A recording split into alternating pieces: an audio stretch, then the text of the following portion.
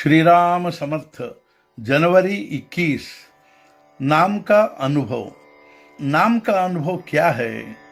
नाम का अनुभव उसके सिवाय और किसी में अपेक्षित नहीं करना चाहिए। मतलब है कि नामस्मरण से हमें अन्य कोई बात प्राप्त करनी है, यह भूल जाना चाहिए। इसकी कल्पना तक नहीं करनी चाहिए। नाम मुख में आता है, यही उसका अनुभव है। जितनी मात्रा में हम नामस्मरण कर पाएंगे, उतनी मात्रा में हमें नाम का अनुभव हुआ ऐसा मानना चाहिए। यदि नामस्मरण में अखंडता आ गई तो मानिए कि पूरा अनुभव आया। नामस्मरण करते चित्त एकाग्र होता है। देह बुद्धि भूल कर नामस्मरण करना ही निर्गुण होना है। यह कैसे पहचानेंगे कि मैं कौन हूँ?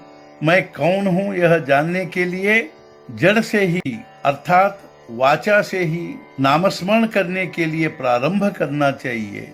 नामस्मरण अनवर्त करने का प्रयत्न किया जाए। ऐसा प्रयत्न करने पर वह भीतर ही भीतर अपने आप होते रहता है। प्रारंभ में ही अपने प्रयास से मन को नाम की आदत डालने का प्रयत्न नहीं करना चाहिए, क्योंकि वैसा करना बहुत जटिल है। नामस्मरण करते करते शरीर का विस्मरण होगा, तब मैं कौन हूँ और भगवान कौन है यह अपने आप मालूम होगा।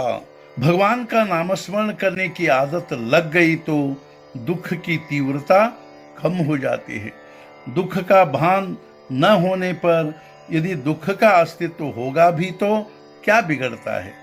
काली रात में लाठी का सहारा होता है, वैसे ही गृहस्थी में आने वाले मोह, लोभ आदि आपत्तियां नामस्मरण से समझती हैं और हटाई भी जा सकती हैं। अंगार के पास घी रखने पर पिघलता है, वैसे नामस्मरण की अंगीठी पास रखने पर अभिमान पिघल जाता है। यही नाम का अनुभव है। किंतु लोग नामस्मरण के बारे में कुछ जानना नहीं चाहते। यदि कोई जानना चाहता है तो उसका चिंतन मनन नहीं करता।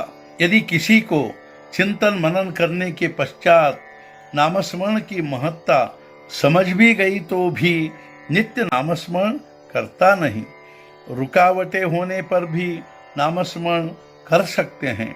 इसलिए नामस्मरण न करने के बहाने मत ढूंढिए।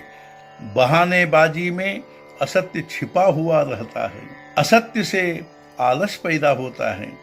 आलस के कारण सर्वनाश होता है। सुबह जगने के बाद नामस्मरण करने का नियम करना चाहिए। स्नानादि कार्य तो करना ही चाहिए, लेकिन उसके कारण नामस्मरण में खंड नहीं होना चाहिए। भगवान का नामस्मरण प्रमुख है।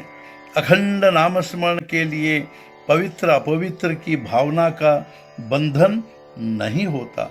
अखंड नामस्मरण ही पवित्रता है। किसी भी प्रकार की उपासना क्यों न हो, बिना नामस्मरण के उसका प्रभाव नहीं होता। महत्व तो नामस्मरण का है। भिन्न भिन्न देशों का अन्न अलग अलग प्रकार का हो सकता है, लेकिन उसे पचाने के लिए आवश्यक पानी यहाँ वहाँ सब जगह एक जैसा ही होता है। पानी के बिना अन्न पचन नहीं होता।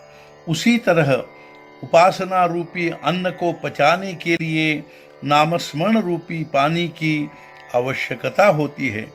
अतः नामस्मरण को महत्व देकर उसे निरंतर लेते रहने का प्रयास करना चाहिए। उसका अभ्यास बढ़ाना चाहिए।